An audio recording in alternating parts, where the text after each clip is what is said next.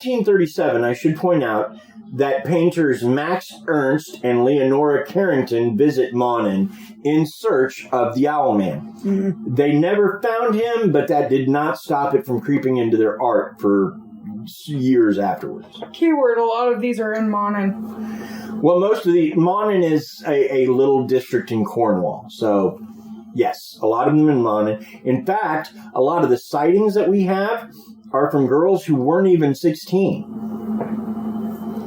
Which is a little weird, but that's okay. Pedophile bird.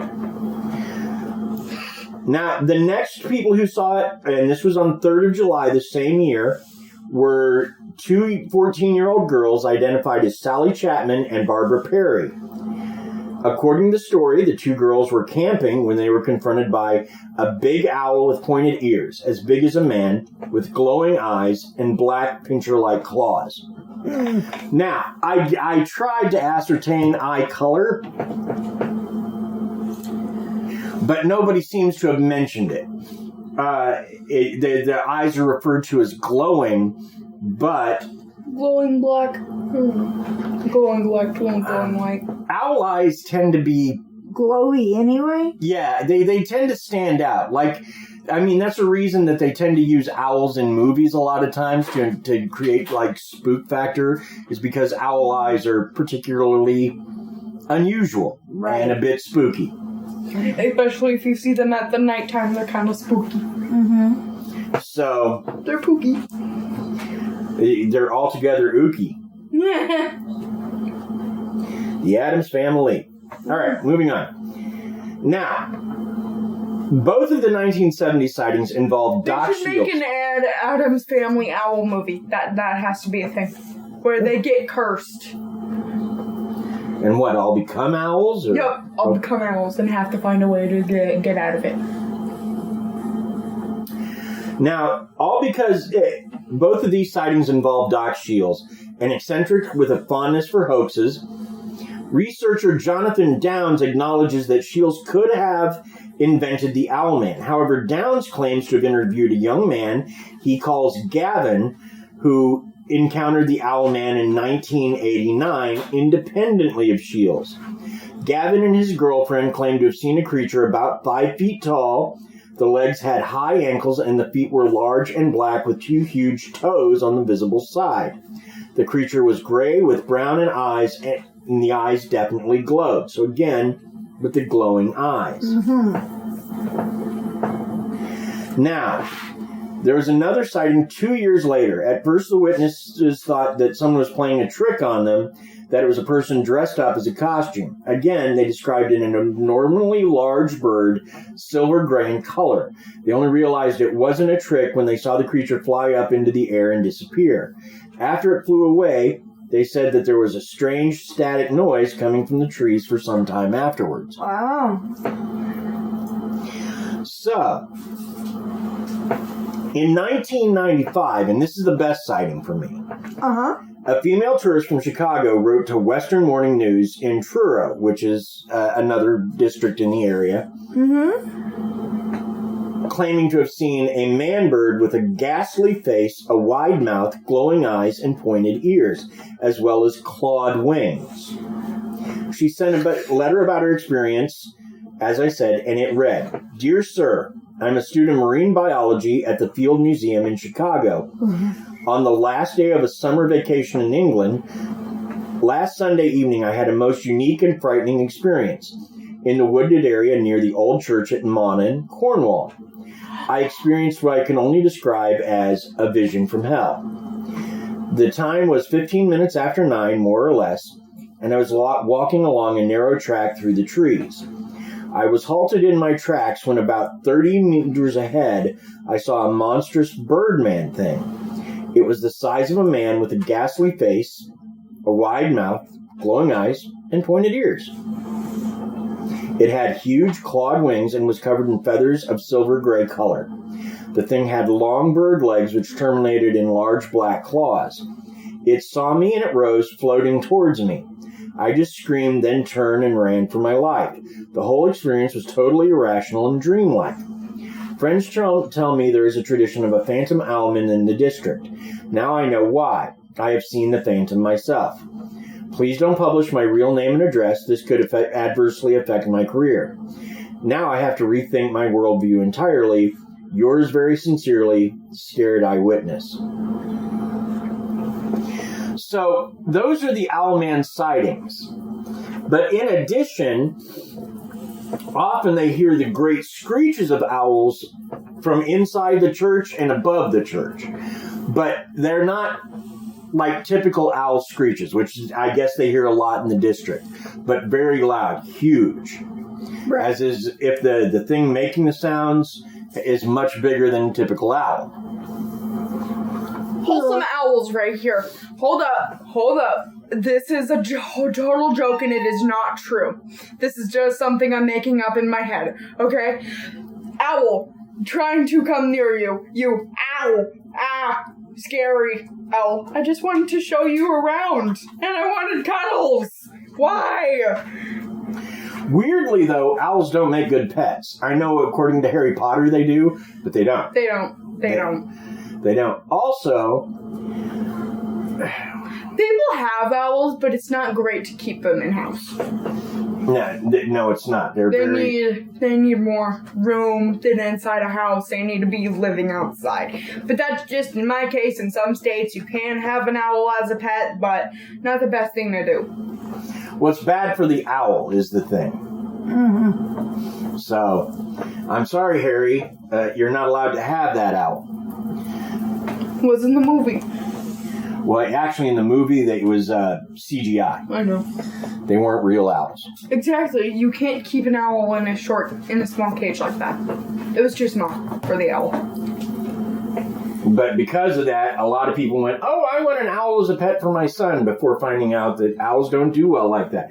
And oftentimes, because they don't do well like that, they're very dangerous. Really, Apollo, tell me how you really feel. I'm pretty sure that's what he just did, huh? I think somebody, made a video. I can't remember what it was, but the owl roamed their whole entire house. It was really big, actually. Which still isn't very good for the owl, but it's better than being kept in a small cage like that. Right. So, now, so that's the encounters. Now, before we go any further, I say we could take a few minutes for a word from our sponsors. Yep, I think we could use some sponsoring.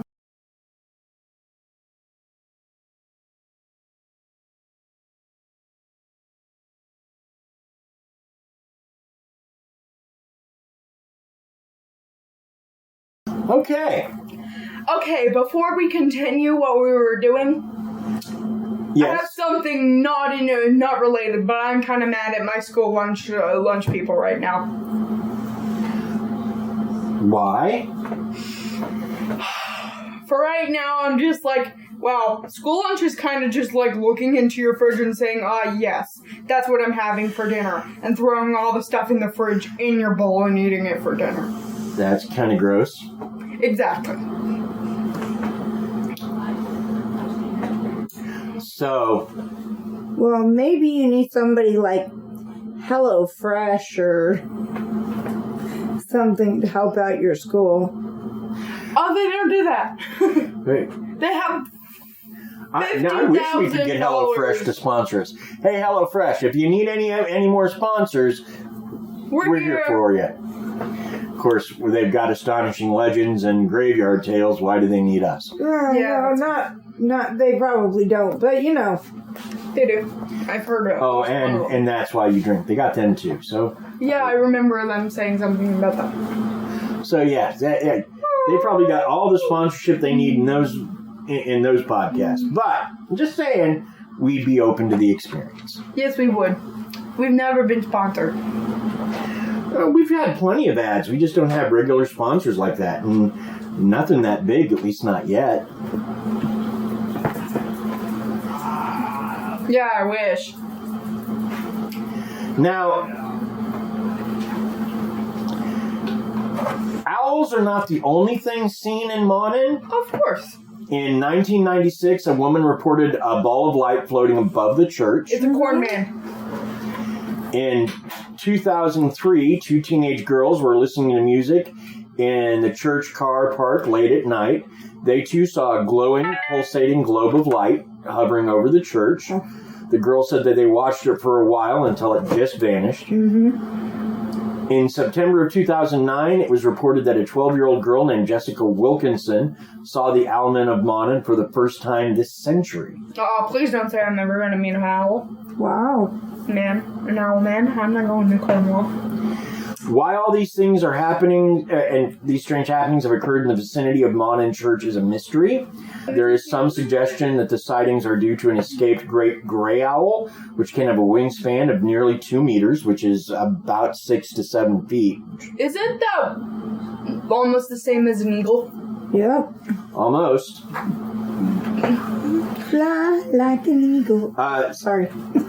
They have huge talons and stand about 4.5 feet tall. Ooh, you know. Shorter than me, but still tall as heck. So another theory is that a ley line passes through the site, which would not be unusual for a spiritual area. And as we know, the Mawnan area is highly spiritual. We know all of that to be true. And there are some explanations people have put forth. According to author Joe Nickel, who we've mentioned before on this podcast, church towers are common nesting places for barn owls, which are likely the source of the sightings, according to him. Right. Author and 40 TV presenter Reverend Lionel Fanthorpe also identifies a sighting of a Eurasian eagle owl as a likely source of the legend. What does Eurasian mean? European and Asian. Something that appears on both Europe and Asia. That it is a Eurasian. So Making sure. Yeah. I'm asking questions like y'all made the purpose for me at first. Yes. Krysta? We like when you ask questions. Ask all the questions is good. If I asked other There are questions, I no need bad questions. Occult historian Gareth Medway suggested that the whole thing may have been a hoax by Shields, who, as we mentioned, has a reputation for hoaxing. He noted that the witnesses claiming encounters with a similar legendary monster promoted by Shields were either Doc Shields himself, friends of Doc Shields, or relatives of Doc Shields, or reported their sightings to Doc Shields and no one else. Gotcha. Or they just wrote letters. So, you know, it's hard to find some of these people. Sure. Now, I will say that there was a show that was on Animal Planet for a while, and you can still find episodes of it on YouTube, called Lost Tapes. Right. And here's the thing. People watch Lost Tapes, and because it was on Animal Planet, they thought that it was like a documentary show.